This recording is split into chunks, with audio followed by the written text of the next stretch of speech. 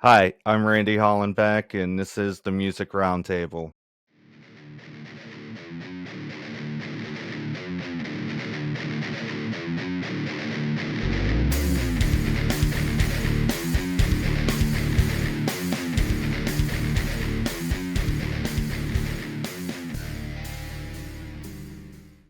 Today on the show, we have hard rock band One Day Alive. Hey, What's up? What's happening, man?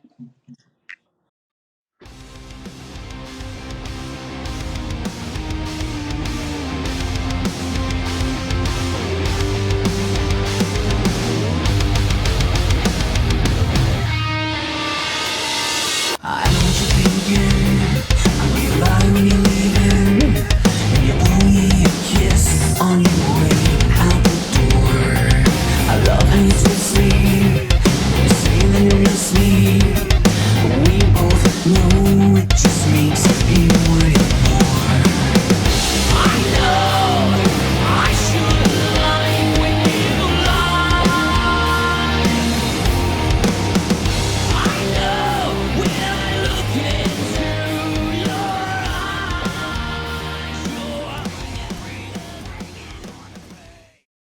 I just wanted to start out by digging into some history. If you guys could give me some how you got into music, like how you got into singing, how you got into playing drums, what got you into it, some of your musical influences. And Randy, do you want to go first? Sure. I started singing when I was about around 13 years old. Just at home. That's when I discovered I wanted to sing. My oldest brother, he was a singer. He was like 10 years older than me. So when you're younger, you got that bigger brother. He's like wah, and I like Nikki Sixx when I was little because I had older brothers that listened to that stuff. So I wanted to be a I don't want to say this with Scott here, but I wanted to be a bass player when I first started. Of course you did. Of course you did. But so I had like the cool black bass and this bass amp, and my brother was we lost my brother in a car accident, and he had a mic there, and I remember looking over and seeing his mic, and it kind of back in the day it had like an XLR input, and it plugged into the little bass amp I had. So I like plugged it in, turned on the put a CD in, and just started kind of wailing, and I never went back from that point. That's kind of when it all started. So He hasn't shut up since. never. That's what my dad says. That's what my dad said. Scott? Uh Man, I started my uncle was a big rock and roll fan, so I was probably about 6 years old and I found a Kiss Alive album. And I opened up the album and you got all the cool imagery of like Gene spitting blood, and me and my brother we were hooked instantly. We didn't know how to play or even really care about playing, but we wanted to look like we did. So Kiss probably inspired me to pick up. I think I got my first guitar when I was 11 or 12, and man, from there it's just been an absolute love of music. And I started out playing guitar. Everybody plays guitar where I was from, so it's like I picked up the drums, and then before you know it, I was like, hey, we need a bass player. Then it was a singer, so I started just bouncing around and learning everything.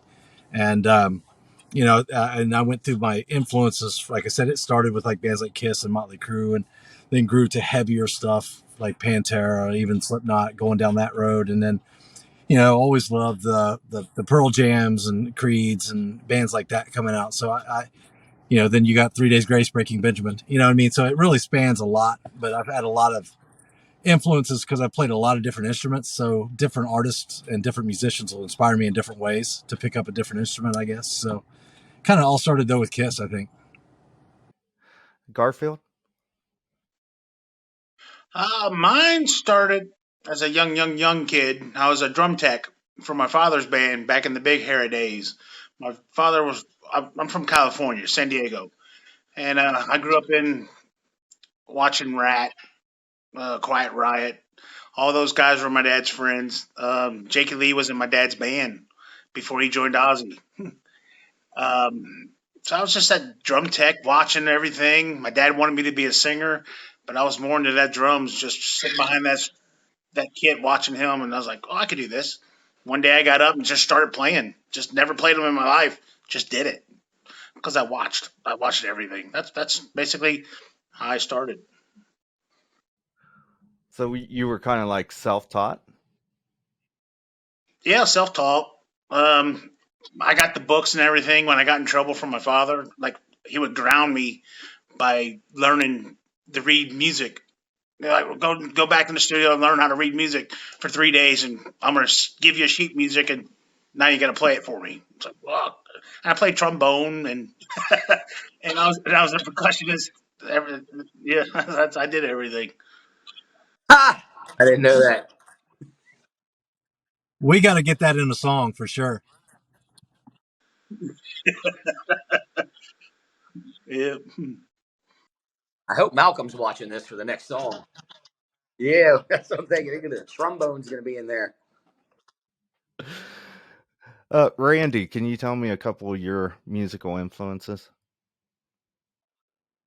Um, like I said, we're going back to my older brother. Man, he had a lot of the late '80s stuff. You know, when I was a little bitty boy, and I remember one of the first CDs I put in was Skid Row, and that dude. I just talked about this the other day on one. I was like, that he's probably the guy where I was like, whoa, this is what I want to do.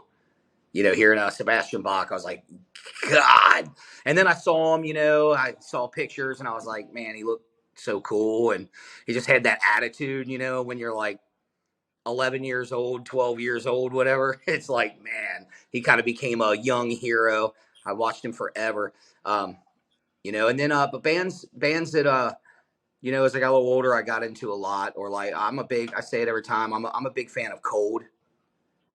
I really like Scooter Ward's lyrical depth and the way he puts melodies against what the guitars do is really interesting to me. I'm a huge fan of those guys. A big Breaking Benjamin guy too. 3 Days Grace. Scott and I are kind of pretty similar in our taste there. I'll tell you a story. We were going to do a tour with Code last what was it last fall, Randy?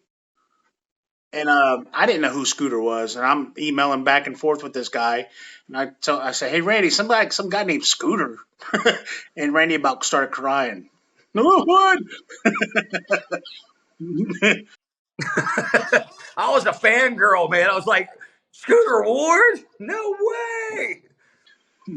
I said some guy named Scooter is asking all these questions. Yeah, I love that guy, man. He is a highly. I mean, you know, they're very successful, but he is a highly underrated writer, man. Definitely. Can you tell me how the band came together to form One Day Alive? Is that's gonna be me in it? I figured. So I got a call from I think it was like a local kind of agent, booking agent, promoter guy, and was I had quit playing music for a couple years. I was in a really successful band that was like local and regional and stuff, and you know, it didn't happen. I kind of went into like you know another career path, and I got a call, and he's like, "Man, just come check these guys out." And I said I'd do it, and then about 15 minutes beforehand, that following week, I was like, "Man, I don't feel like doing this. You know, I'm going to cancel." And I ended up going anyway, and I met Tony there, and the guys he was with at the time, and I was like, "Man, this guy's an incredible songwriter." And it didn't quite work out with the other guys in the first couple weeks. He was kind of piecing it together at that point, I think, and I just told him, I was like, man, I want to write with you. I want to play with you. And he said, yeah, man. I've been looking for a singer that can write. We started writing stuff like in the first 30 seconds of just jamming melodies and, you know, ad libbing.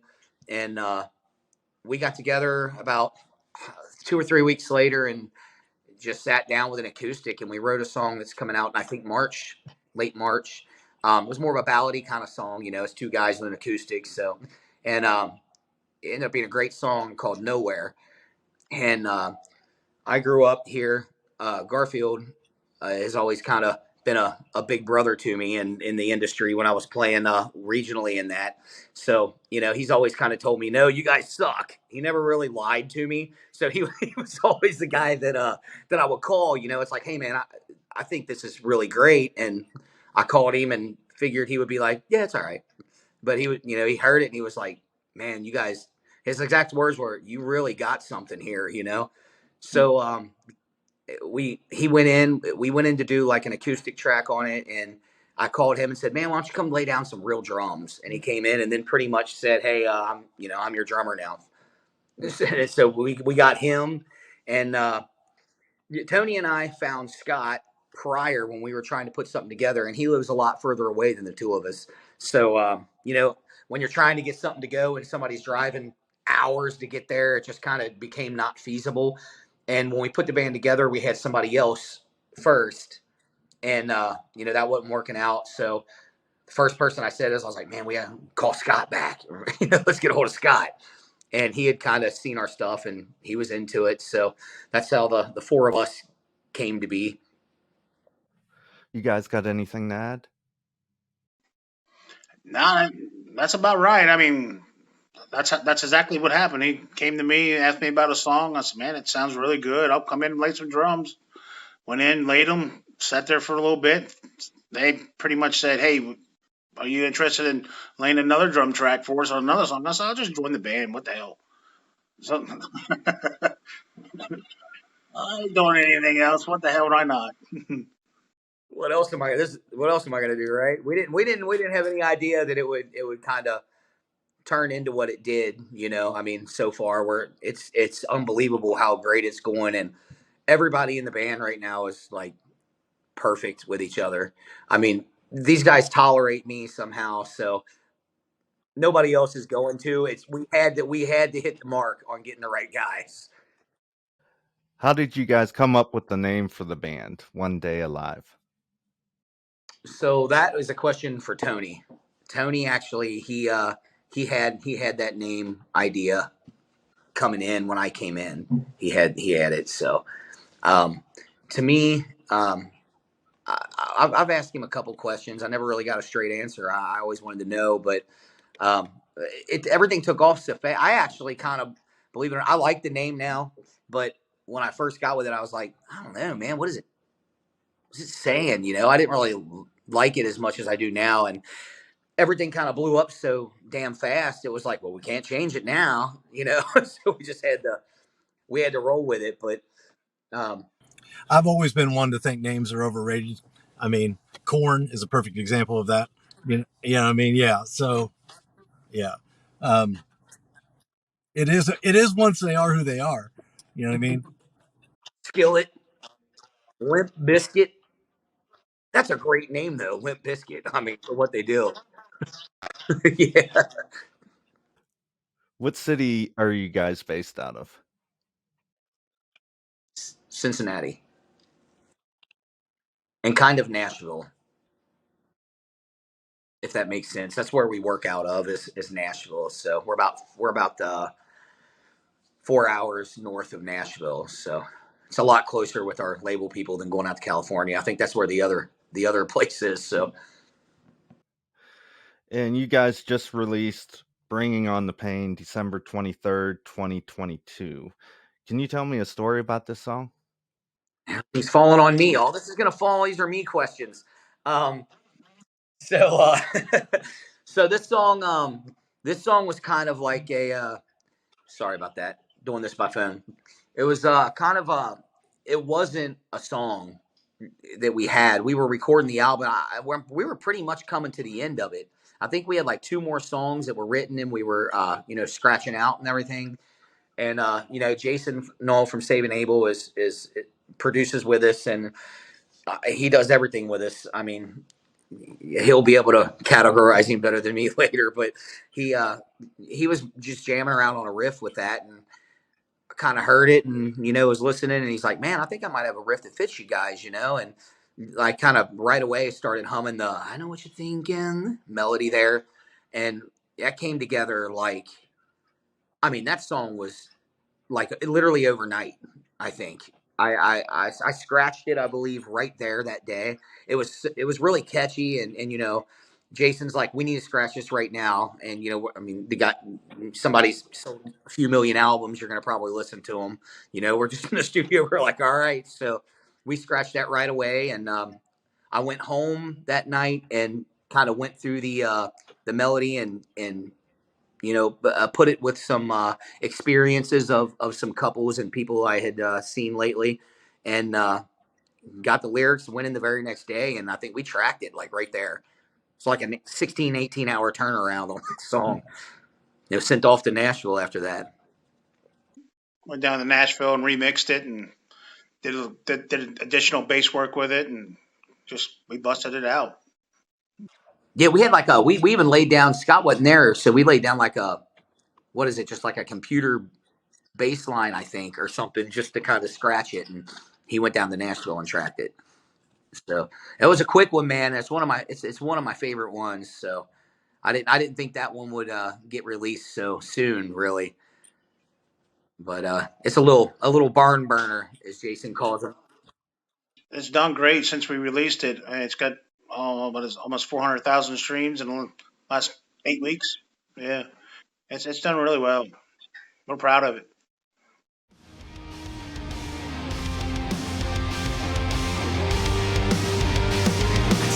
You kiss me, and you swear that you bless me, and leave me broken, laying on the floor. I get the feeling, without a meaning. We both know I'm so addicted to you.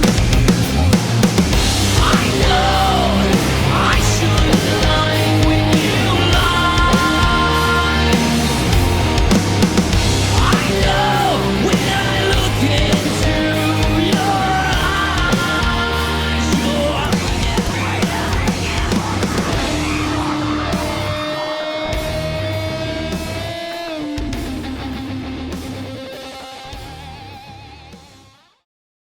You also did a cover of the Pretty Reckless Just Tonight. What made you decide to cover that song? Dang it, it's me again.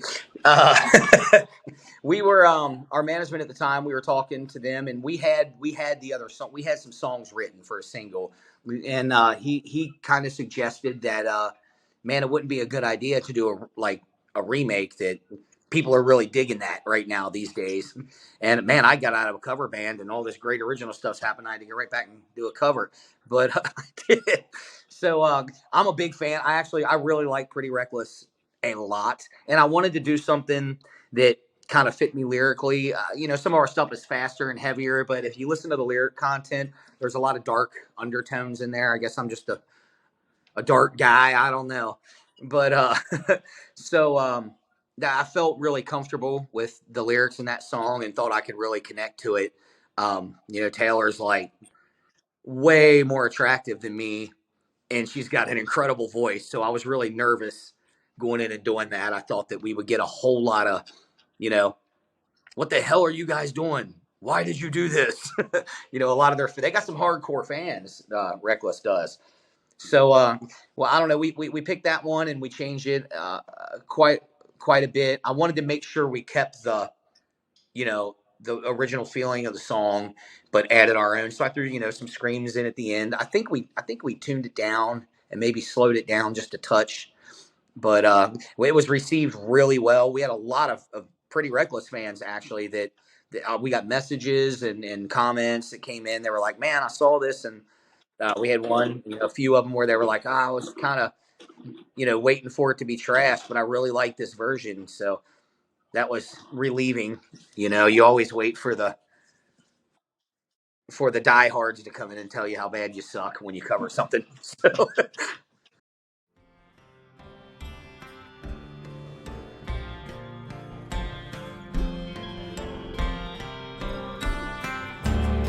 here we are, and I can't think from all the pills. Hey, stop the car and take me home.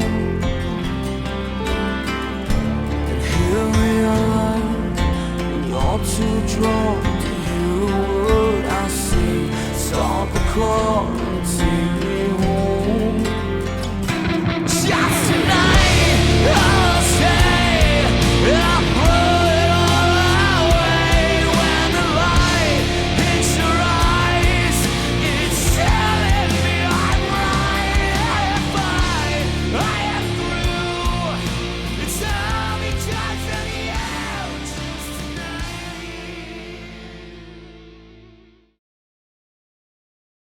what do you guys got planned for this year? Right now we've got two more releases coming out. We got one coming out February 24th called "So Alive." Um, let's see, we got that, and then we got March 31st, "Nowhere," the song he was talking about, the first song that was actually written with us. We're actually routing dates right now for the summer and spring tour, so hopefully we can announce that here in the next couple of weeks. What's going on there? Um, that's pretty much it for right now. And yeah, we got a lot going on. We got 3 singles and a tour. We got the video shoot coming up. Yeah, we got the video shoot coming up. Yeah, February 10th. Yeah, that'll be released, I guess, roughly around the same time as the single for "So Alive." And yeah, that's about it, ain't it? A lot of rehearsal time. And ready to play. How can we get a hold of you guys? Facebook, Instagram, Twitter? All the above. Website, all the social medias, I think. Yeah, pretty much anywhere anywhere you try, you can find us. I think there was even a phone number on there that probably you can find if you look hard enough. You know, well, it was mine for a while, and I think that got taken off. But Everybody call Scott. Everybody go to the One Day Alive page, find his phone number, and send him pictures. Whoever sends the most texts gets a free shirt. Whoever sends him the funniest message and screenshots it and posts it to the One Day Alive page, we're giving a free shirt. That's it. man, I'm gonna have to get off here real quick and make sure that ain't on there. I'm about to give out your number, Randy. No, we got also. I mean, YouTube. You can comment that kind of stuff through YouTube. Pretty much anywhere you look for us, you can find us. We're there. We're not hiding, and yeah, everything's One Day Alive. So Yeah, man, go hit us, add us up, follow us. We like to talk. We've got a really incredible fan base, man. That's just, I know every band says that, but like I legit mean it. It's wild how interactive everybody is.